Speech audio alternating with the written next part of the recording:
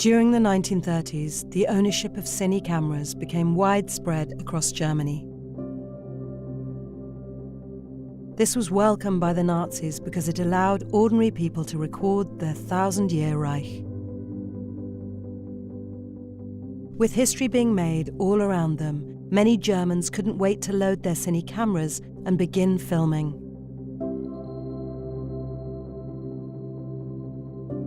Others preferred to record their thoughts in the time-honored form of the personal diary.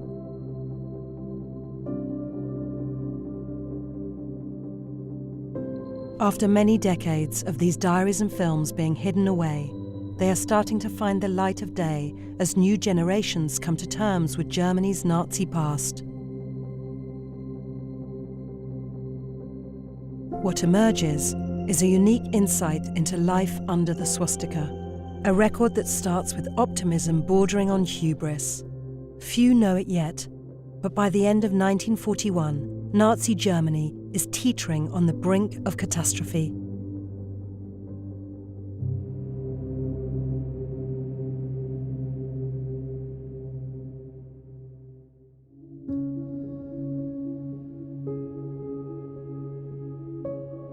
Christmas traditions are precious for Germans, who gave the world the Christmas tree and some of its favourite carols, a time for family, frivolity and fun. These are glimpses of small human moments in between the grand sweep of war. This is the Berscher family from Berlin, putting on a Christmas display, lovingly captured by husband Hans.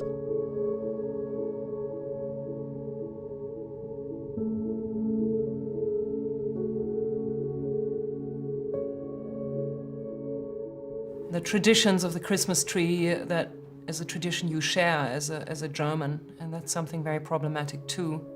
When you see it used in the same context that you're familiar with, it feels almost like everything was misappropriated by the Nazis, and it's your own culture that you share with them, because it's the most important family gathering of the year.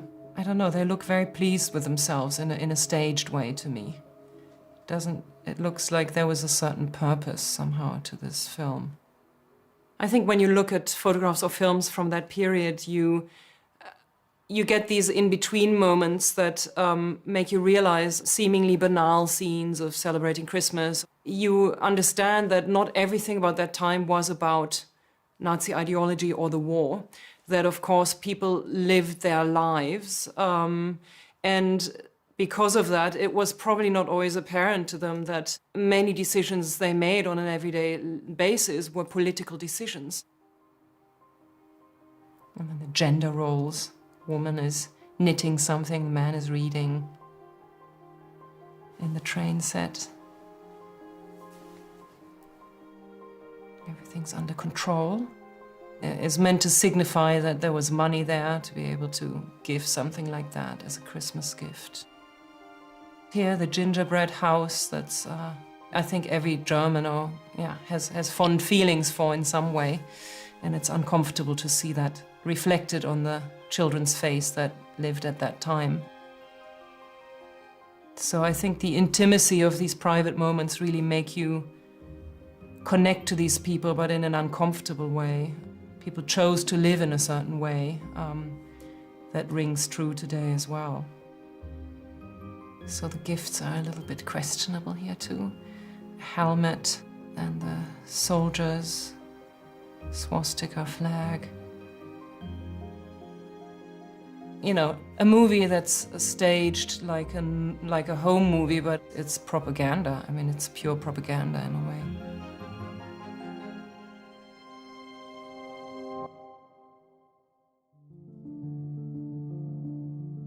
This clearing the snow.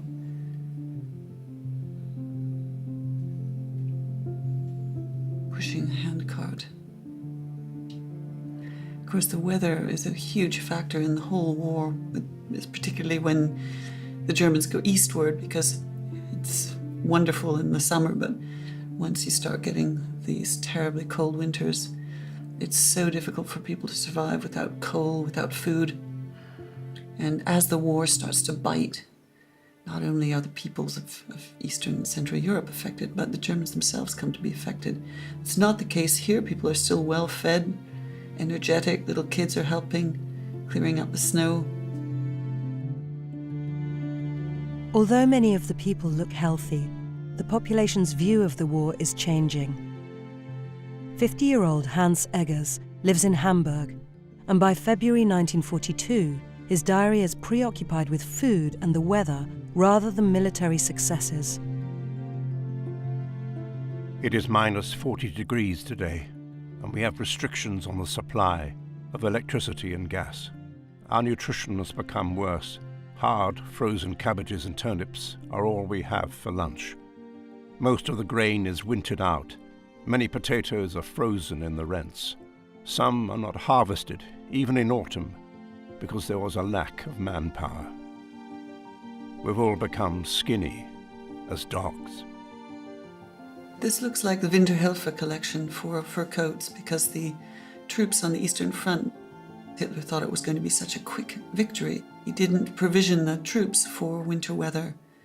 And so they had a call for Pelze, fur coats, and winter equipment. So there's skis and sleds going. Those will be going off to the front for the soldiers. Wehrmacht soldiers freezing outside of Moscow. A lot of the soldiers commented on getting these fur coats and, finding things like lipsticks inside the pockets.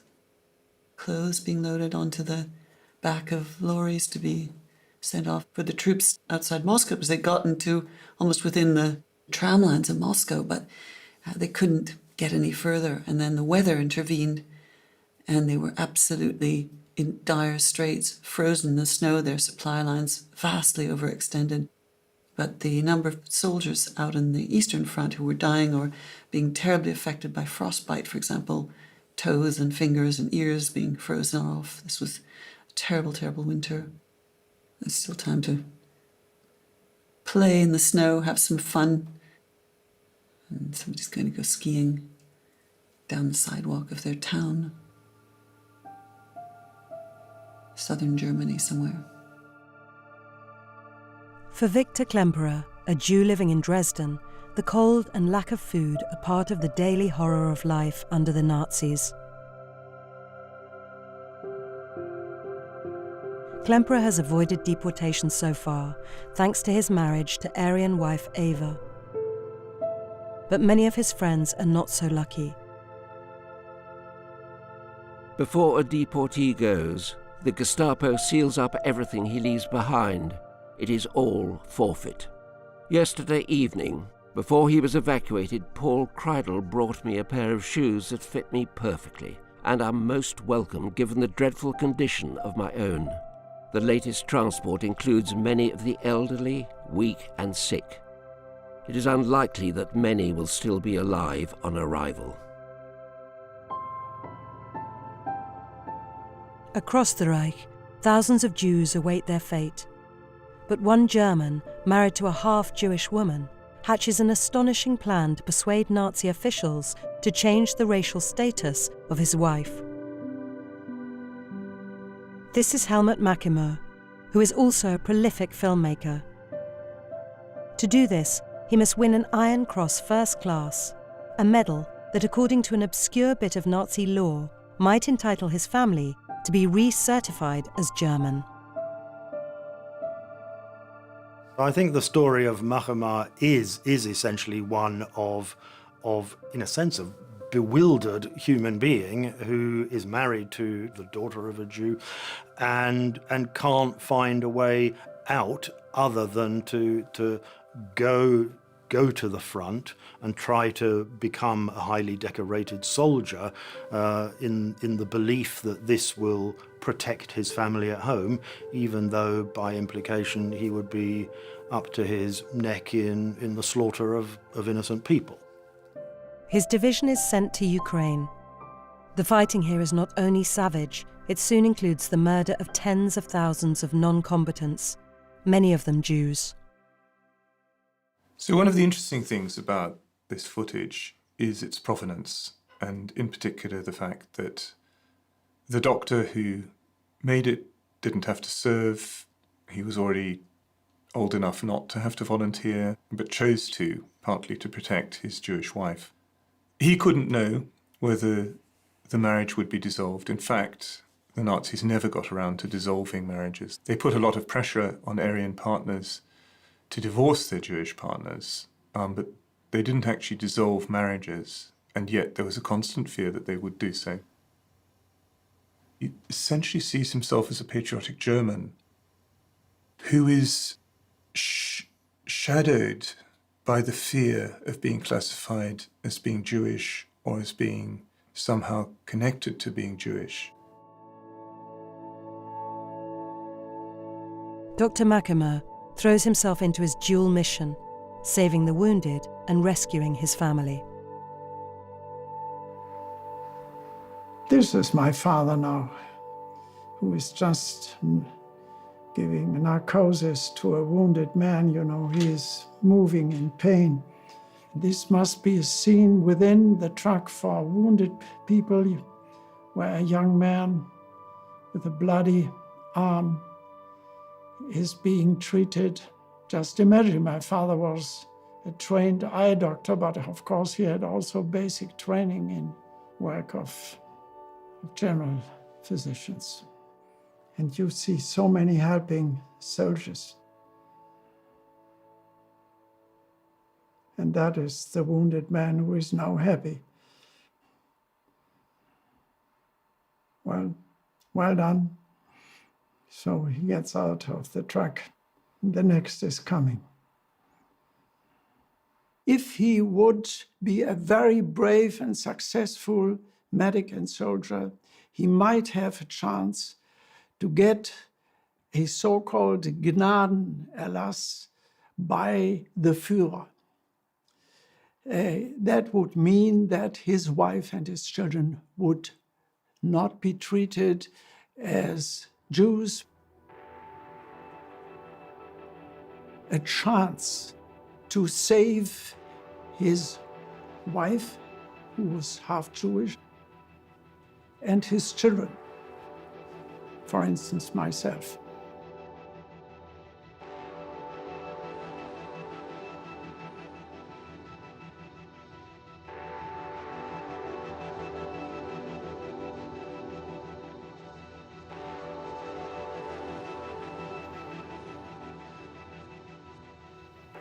So everything looks very peaceful. The feelings of the people looks quite relaxed.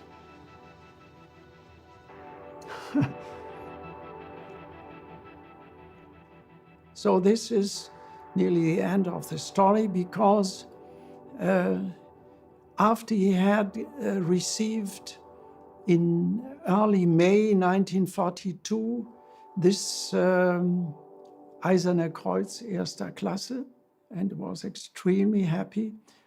A few days later, he was killed in his car while he was driving across the battlefield in order to collect wounded soldiers. And the enemy, that is the other Soviet side, was lucky just to set a grenade near to his car, and he was dead instantly. That was on the birthday, the 5th birthday of my youngest brother Peter, on the 18th May of 1942.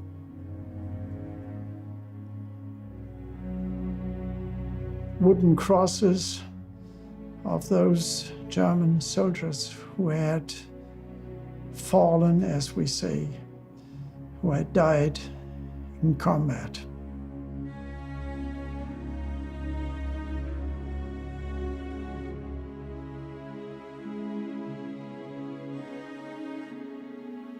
Here in the middle, there is the captain of the company who is talking to the soldiers.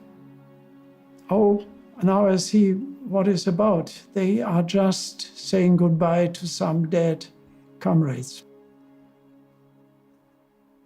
It happened that I saw my mother sitting at the desk of my father, in front of her a white piece of paper, and she was crying. I never had excuse me. I never had seen my mother crying, so I was shocked, and she was hitting her fists in desperation on the table. And this was the moment I never forget, that I knew my father is dead.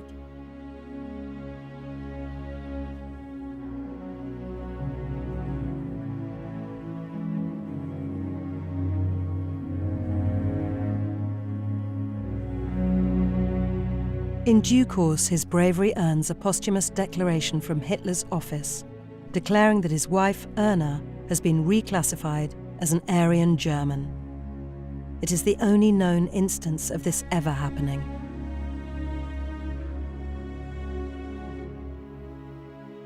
Yeah. I have a high appreciation of his decision to risk his life, to protect his wife and his children. It would have been very easy for him just to get divorced from his family, from his wife. And in fact, many Germans did this. And so I think he was a very brave and loving father, that he was willing to risk his life for us. Machimer saves his family, but seems unquestioning about the racial hatred that underlies it. He is also part of an invading army which brought untold misery and death.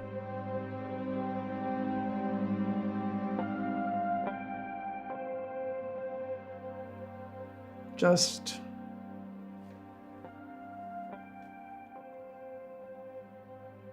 dead corpse. Horrible. Dead, frozen corpse.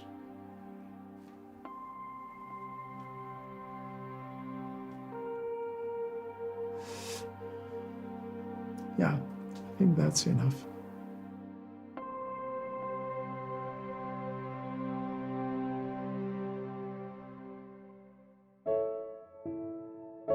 Back in Germany, the cruelty of Nazi racial hatred is affecting Klemperer in shocking new ways. Jews with the star are forbidden to keep pets. This is the death sentence for Muschel, whom we have had for over 11 years. He is to be taken to the vet tomorrow, so that he is spared the ordeal of being fetched and put down with the others. The little creature plays happily and does not know it will die tomorrow. Is there someone out there who knows? Tomorrow you will die?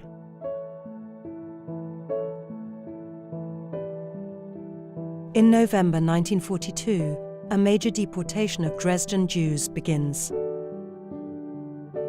Klemperer is not on the lists, but these Jews being moved into a transit camp include many of his friends. They can communicate while they await trains to the east.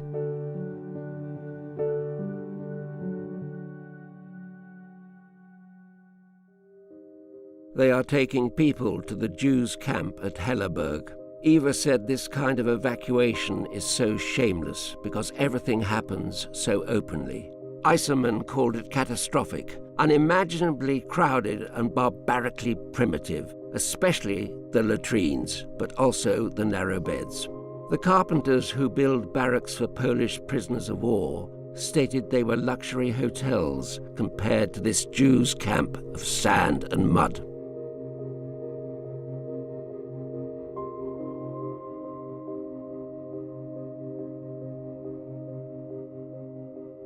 Although we don't know who shot this footage, it has to have been filmed by a German in authority. The camera angles from above, he obviously has some privileged vantage point. We get to see the luggage labelled as Jews were forced to give themselves either Sarah or Israel as a given name. Jew with his star on, suitcases. We always think of Dresden as being the innocent place that was bombed needlessly in February 1945. It's often forgotten that it was an absolute hotbed of Nazism. Over 130 factories producing war material as well, a major rail hub. And also the way they dealt with their Jewish population was as brutal as anywhere, really. Yeah, it's just so wrong, isn't it? You're looking at these families with their kids. I mean, Jesus. Looking quite clearly distressed.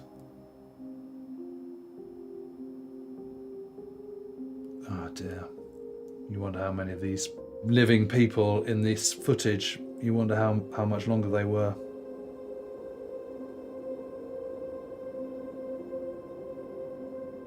Their shoes have been stolen from them and they're being replaced with wooden clogs. So get rid of your shoes, we'll have those, thank you very much. Put on these cheap wooden shoes instead. You're lesser citizens. In fact, you're not even citizens at all. You're outcasts. It's really grotesque. Checking for lice.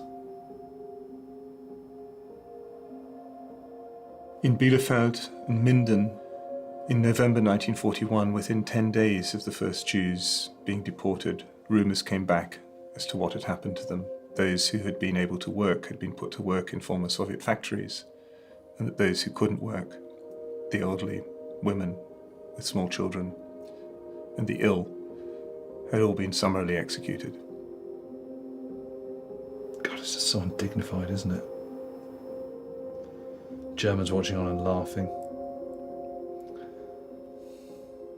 Jewish men just being made to stand naked together, boys and adults together. This is deeply humiliating for them because, of course, you live in a society where it's not okay to be naked. For these older gentlemen to be there like that would have been deeply humiliating. Or wearing their wooden clogs, struggling to walk in them because they don't fit properly. They're too big. It's muddy, it's wet, it's cold. It's little details like that that often get forgotten when you're thinking about the Holocaust. It's really disturbing. You just think about the death camps, you forget about the processes of deep humiliation, degradation that is going on in the process up to them arriving in concentration camps and death camps. Horrible.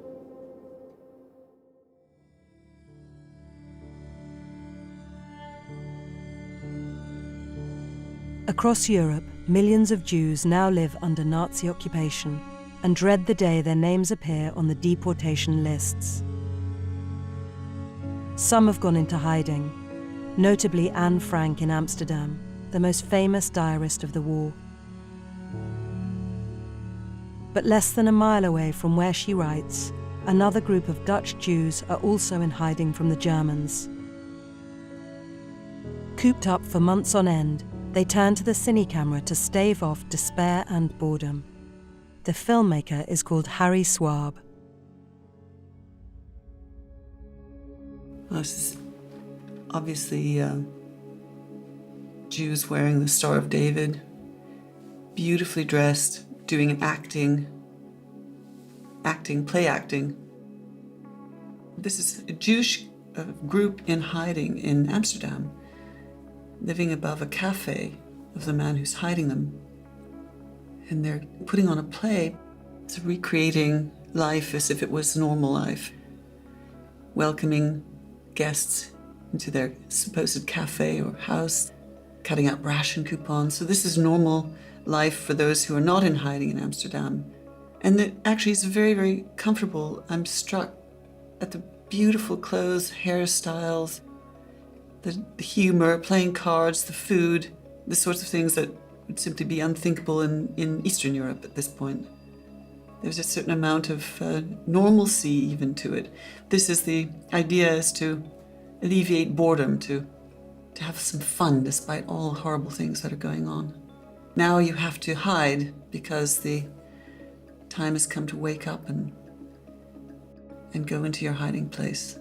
So here's an amazing piece of footage of a hidden door behind a closet and you roll it back in front of the hiding place. And there's another hiding place in a cupboard or oven in the kitchen. It's all fake so people can hide and avoid being discovered by the SS, which of course, despite the humor in this, and despite the sort of jolly nature of it all, you know that death hangs over each and every one of these people if they're discovered. So although they can make light of it, they can amuse themselves, try to make it look as if things are okay, they all know, you can tell in their faces. There's a hat, 1942, 1943. How many more years do they have to live like this till the war ends? But despite the jolliness of it, you can see there's the sort of mimicking the Heil Hitler sign, mimicking the crazy idiots who are following Hitler like dolls. Picture of Hitler. Incredible footage. 4 months into 1943, the Jews hiding above Café Alcazar are betrayed by pro-fascist Dutch collaborators who scour Amsterdam for hidden Jews on behalf of the Gestapo. All but 2 of the people in Harry Swaab's film are captured in this way.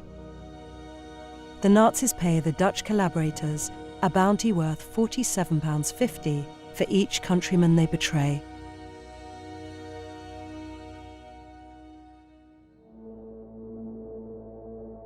Meanwhile, in Russia, the war has taken a catastrophic turn for the Germans. In Stalingrad, they are surrounded and starved of supplies by Soviet forces.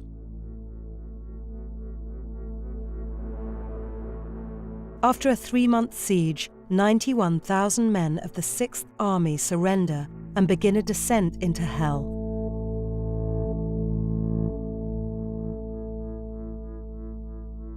Fewer than 6,000 of these men will ever return to Germany, and the last of them not until 1956.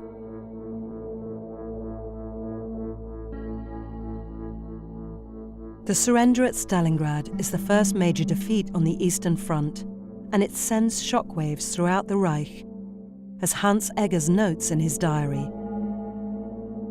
Stalingrad has fallen, and the Sixth Army has been destroyed. The whole Eastern Front is apparently in strong retreat. This year will be a very difficult one for us. The total mobilization of all workers in the homeland is ordered. Men up to the age of 65 and women up to the age of 45 are called upon to do war-related work. From that moment on, and following the fall of Stalingrad, Joseph Goebbels does this very infamous speech in the Sport Palace where he goes, you know, what is it you want? What we need is total war.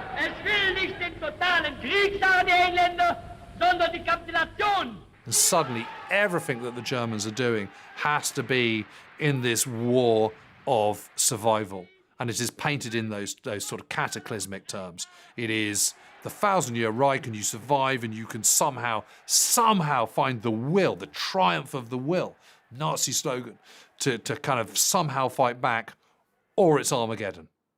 And instead of going into the Soviet Union to be victorious, this is now even more a battle of survival for the very nature of the Teutonic Aryan German peoples.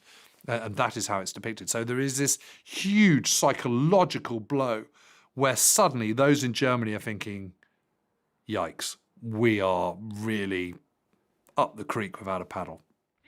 For Nazi leadership, it is a turning point. It is time the German people share the truth about their plight.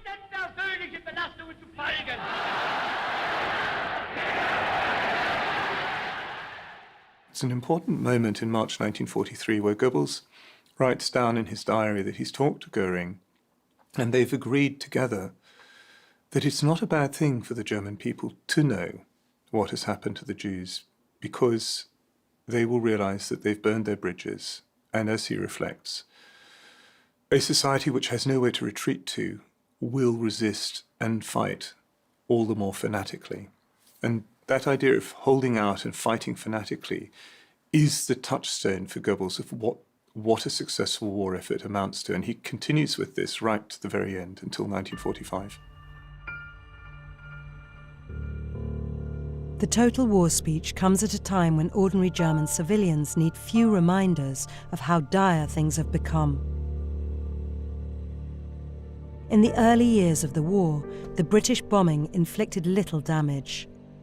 But as it intensifies during 1943, the authorities call up those born in 1926 and 27 to man the guns. Young boys of just 15 and 16 years old.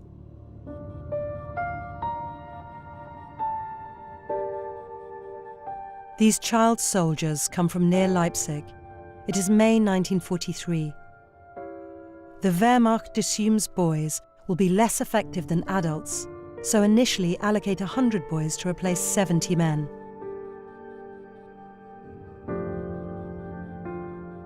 The boys turn out to be far more energetic than their elders, and before long are in sole charge of flak batteries. Children like these are about to face Armageddon.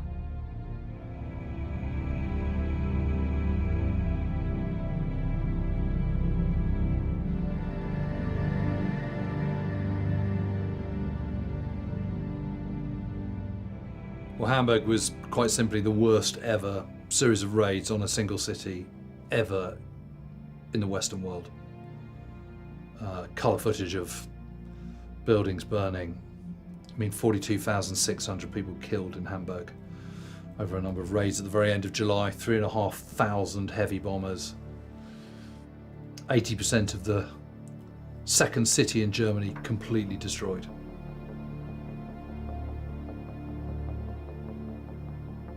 Just horrendous. Wow, look at that. Firemen trying to subdue the fires, but in Britain it's all about the Blitz and the bombing of the East End, but it's just absolutely nothing compared to this. Wow. This is unique film footage that Hans Brunswick shot of the Hamburg firestorm. And these images became famous as a set of atrocities that had been inflicted on the German population by not just the RAF, but by the Jewish lobby operating in Washington and London. In the words of Goebbels, the Jewish terror attacks. And this idea that this is terror bombing, that these are terror raids, finds its ultimate confirmation in Hamburg as these dazed evacuees from the city spread their stories as they're evacuated in open trains in the summer heat. The city of 1.2 million, Germany's second largest city, 800,000 of its inhabitants flee.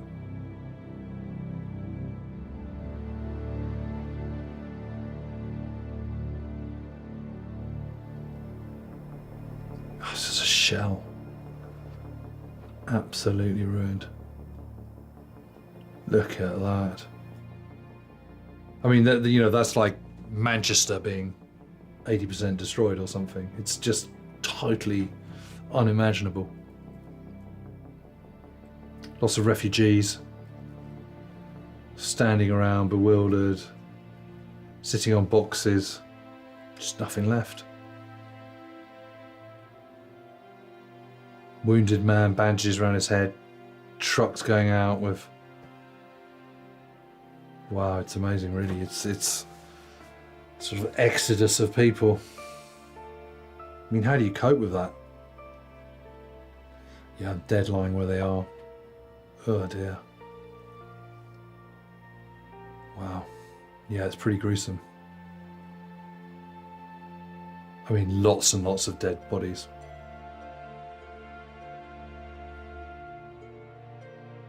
It becomes extremely political because people quite quickly ask themselves the question, why is this happening to us? And they don't just talk about the British air raids. They also talk about this as retaliation for what they have done to the Jews. And this picks up a crucial element of official propaganda which has been peddled since the spring of 1943, that the Jews abroad who've somehow captured the governments of Churchill and Roosevelt are pushing for a war of annihilation against Germany. This is repeated by Goebbels, it's repeated by Goering. Goering makes a famous speech a few months after the Hamburg raids in which he says, "Do not imagine, if we are defeated, that they will make any distinction between Nazis and non-Nazis, between people who supported these things and people who didn't." And he says, this is not the Second World War, this is the Great Race War. Hamburg is destroyed as if an earthquake had passed over it. The violence and heat of the conflagration was so great that many people left the cellars and were killed by the rain of the phosphorus bombs. The streets are full of buried and burned people. Thousands more are still lying in the cellars, burnt, suffocated, or crushed. Hamburg is finished for many years. The fire chief who organised the filming wasn't just recording the enormity of the firestorm. He was telling Germans they are now victims too. What Germans have done to the Jews is clearly on the moral deficit. It's not something to be proud of, and yet people talk about it because they do think that it is linked to the Allied bombing of German cities, which they also think is a moral aberration, is something which goes beyond the pale. And so the bit of the rhetoric that works is the idea that these are Jewish terror attacks, and that only Jewish terror could explain why German civilians are exposed to what they have to endure in Hamburg. It's only in the spring and summer of 43, as the war comes home to German cities in these most extraordinary and destructive form of aerial bombing, that they start to see themselves as caught up in an impossible cycle of destruction. For millions of Germans, a sense of their own suffering deflects questions of guilt for what had been done to the Jews. By the middle of the war, for the average German worker, say, the hardships that they were experiencing and the danger if they were living in a city like Hamburg or Berlin was very significant. They were probably more caught up in the day-to-day struggle to survive. They were probably largely indifferent to what was happening to Jews. I think to a significant degree, if they reflected on it, many of them would still be buying into the anti-Semitic tropes that they had probably grown up with and thought, but the Jews probably have this coming, or this is good because then we can get their stuff. And of course, one of the big issues around deporting the Jews was the economic value of what they left behind, and that ordinary German citizens could benefit from that by taking the furniture or taking over the flat or the house or whatever. So in my imagination, the dominant attitude would be, I don't really care. I've got enough problems of my own here. And the Jews were never very good, and we're glad to see the back of them. By 1944, making home movies is no longer possible, or even desired. But even this late on, the borders of the Reich stretch across Europe, and for some, life under occupation is just about tolerable.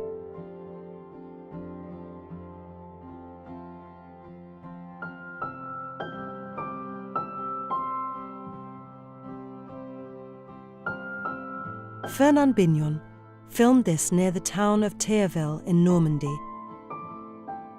Bignon was a member of the pictorialism photographic movement, whose members regarded photography as an art form.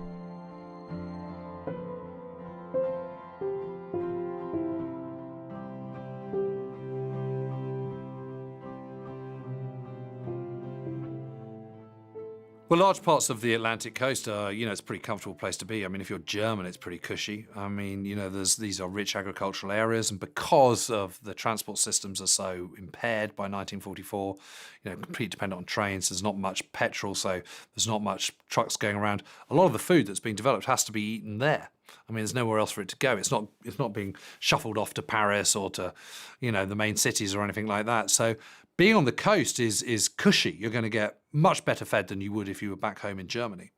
And there's not an awful lot going on. And unless you're unfortunate enough to be in Normandy itself, you're sort of okay. I mean, 90% of the Atlantic War was never involved in combat.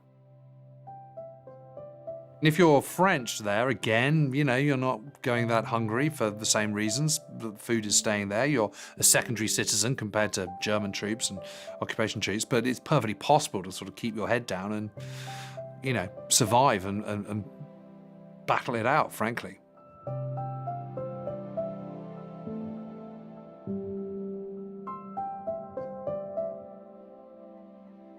Normandy, up until the beginning of June 1944, is not a bad place to be. Cut off from the rest of France. Yes, you're occupied, but again, if you keep your head down, it's sort of okay. There's rising civil war, of course, because the French forces of the interior, the resistance movement, is growing because they know there's a light at the end of the tunnel, and because of the obligatory work orders, which means young men have to go and do labour service in Germany, and lots of people don't want to do that, so the alternative is to run to the hills and join the Maquis, join the resistance. So if you're a young man at this time, the choices are few and far between. And it's getting tougher and tougher, but if you're a sort of ordinary person, you can mind your P's and Q's and you can sort of keep your head down and you're sort of going to be okay. And it is absolutely the case that while the Germans are hogging a lot of food, because of this lack of transport, a lot of food has to stay in Normandy, and actually it's as good a place as any.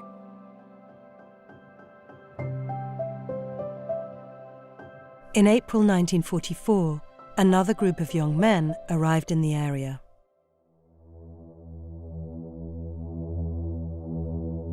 Joe Dahms is a member of an elite German paratroop regiment, here to strengthen the defences along the Atlantic Wall. The positions were built in such a way that you could stand up in the pit and be well camouflaged, protected from shrapnel and covered with wood and earth to hide our position. One day in May, we were told Field Marshal Rommel would be inspecting the position. A moment of excitement will break up the monotony of the daily routine.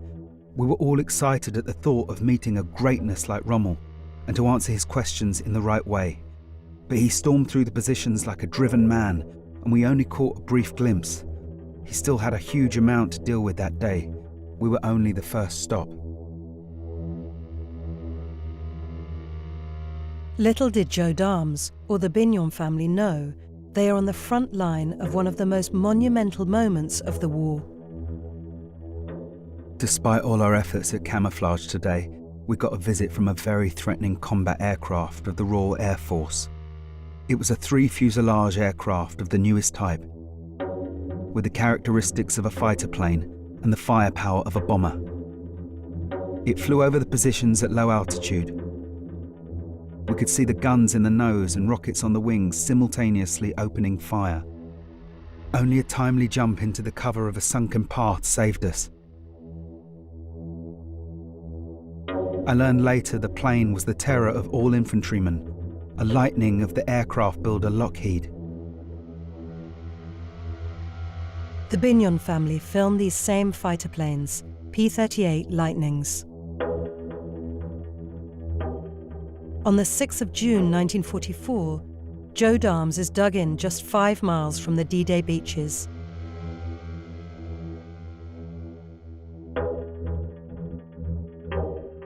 He is soon in action.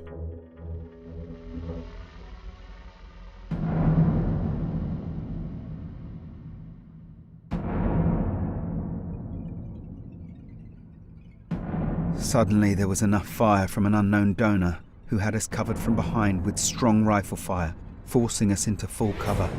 The projectiles flew in close just above our heads. Peter couldn't stop himself from hissing into my ear, "Those aren't German carbines." Our After overcoming a second of shock, I had to act decisively, and without waiting for any instructions, I tore my MG42 from the ground and simply shot from my hip with several bursts of fire into the undergrowth from which the shots came. From the other side came icy silence, which we used to find better cover. It was impossible to make out who we were facing.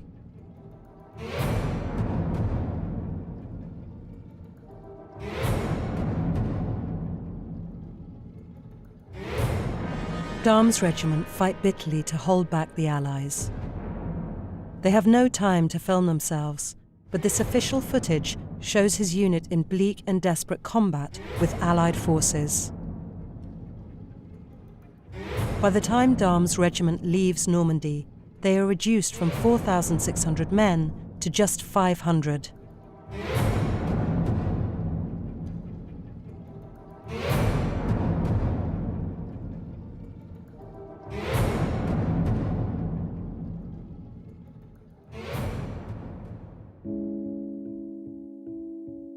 Back in Thierville, Fernand Bignon has his camera out again, filming secretly as the Germans finally start to retreat.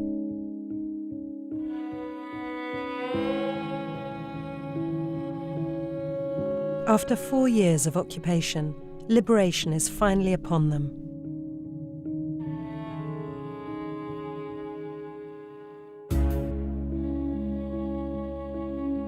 Fernand Bignon no longer has to film in secret.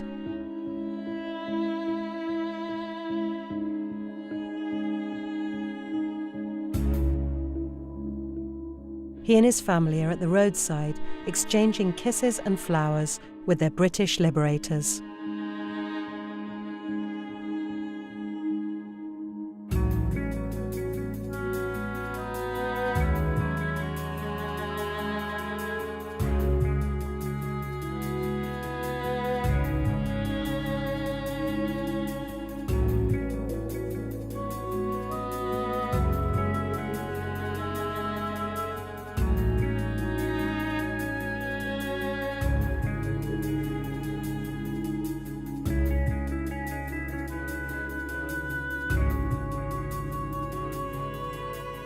Back in Germany, the news of the invasion brings a new round of propaganda.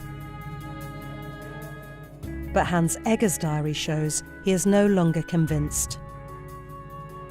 The long-awaited invasion of the West began.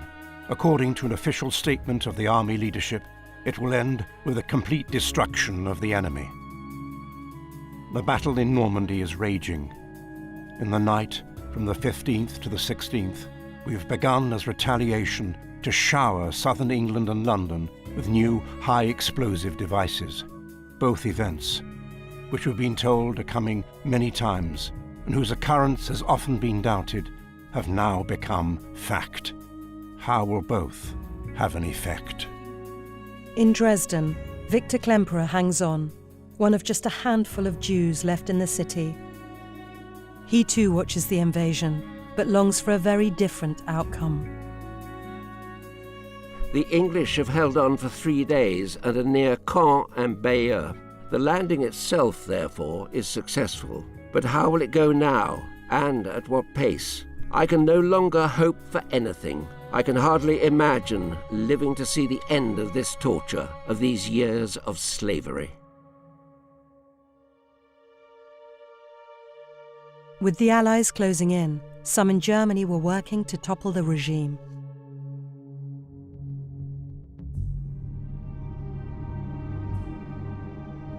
In July 1944, an attempt is made on Hitler's life at his Wolf's Lair headquarters. The bomb plot fails. Worse, it hardens many Germans' support for the Nazi regime. Fanaticism like this means Klemperer is in mortal danger and can see that time is running out. Worn out and depressed because I had been running around as the bearer of deportation notices. Waltman told me that those being deported on Thursday were being sent to their deaths, and the rest of us will be disposed of in the same way in a week's time. Then a major air raid warning sounded. If only they could destroy everything, said Frau Stuhler bitterly. This raid on Dresden is a rerun of the horrors of Hamburg. 25,000 are left dead.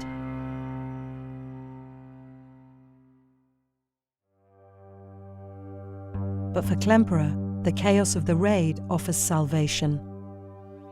At first, I covered the Jewish star with a blanket, then I removed it from my coat. I had no choice. Wearing the star, I would be immediately spotted and killed. After that, I sat in restaurants. I used both train and tram. As a Jew in the Third Reich, all of it punishable by death. I constantly told myself, surely nobody could recognize me, especially as we were going further and further away from Dresden. Klemperer and wife Eva lose themselves amid the refugee columns fleeing Dresden and start to head west.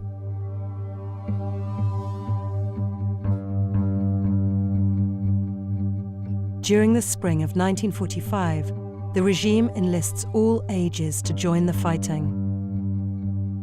Hans Eggers, now aged 54, is one of those called up. Although I am rejected by the Wehrmacht as completely unfit because of my war injury, I'm called up to the Volkssturm. The situation is now such that we must expect English troops hourly.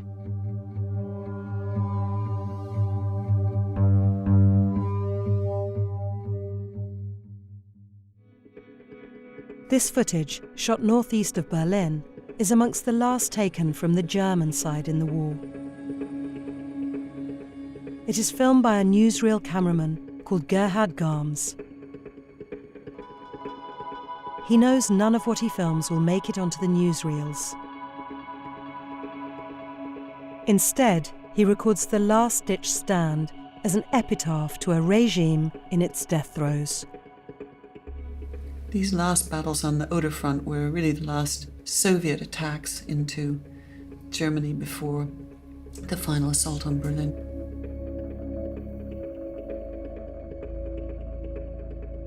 It's really, really interesting why it is that German people keep fighting as long as they do. There's a number of reasons. First of all, there is the iron will of the Führer, who has this unbelievable hold over the people. And this was really the last stand of the Germans, the sort of desperate attempt to try and keep the Soviets from breaking through in toward Berlin. This very young boy, must be 14 if he's even that. This tragedy of these very old men and very young boys by now were being called out because Himmler had created the so-called Volkssturm, which was made up of young kids and men who were in their 50s and 60s. The second thing is what choices there's kind of fight on and somehow come to some settlement. But the alternative is Armageddon.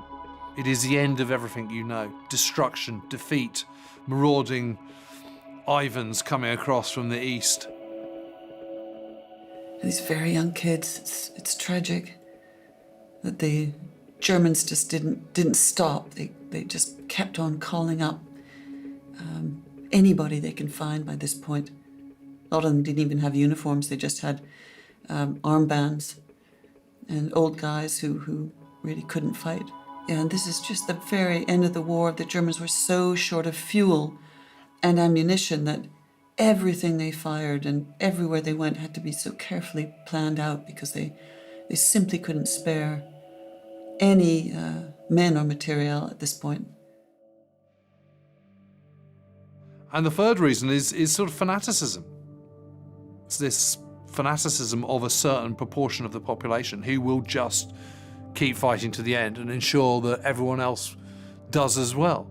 So you have ludicrous situations of Nazis in towns that are about to be overrun, executing people who they consider to be traitors, even though they're about to be overrun by the Allies half an hour later. I mean, it just makes no sense at all. So I think it's a combination of factors that keeps them fighting. I think the biggest factor of all is fear. It is fear of the alternative, and that's what keeps them going. Hans Eggers is under no illusions about what this means. Berlin seems to be on the verge of collapse. About 85% of the Reich is in enemy hands. Every resistance is meaningless and useless.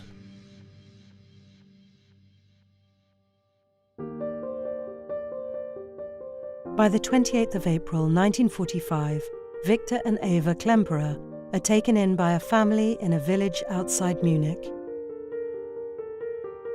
Suddenly, the familiar sound of artillery fire became explosions very close by. Eva even heard the whistle of bullets. We sat cowering in the corner of the kitchen, which seemed the safest. A last small group of soldiers put up resistance for a few minutes before even they fled. The American attack had rolled over our village. The war was behind us. Klemperer died peacefully in 1960, aged 78. His diaries were published in 1995. They became a literary sensation. Hitler dreamed of building an empire. He encouraged his people to film every step along the way. What they filmed was only ever intended to be viewed by victorious Germans. Instead, what they chronicled was their country's descent into the abyss.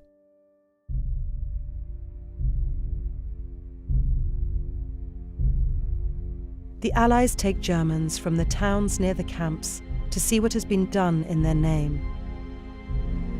Fittingly, there is a cine camera on hand to record the moment. It is not enough these German civilians confront Nazi crimes. Posterity must see them doing it. When the camps were uncovered and these terrible scenes were revealed of mass death and people starving and so on, I think the effect on the Allies was very profound, and they wanted to confront the local population with these realities. But also, this has to be recorded.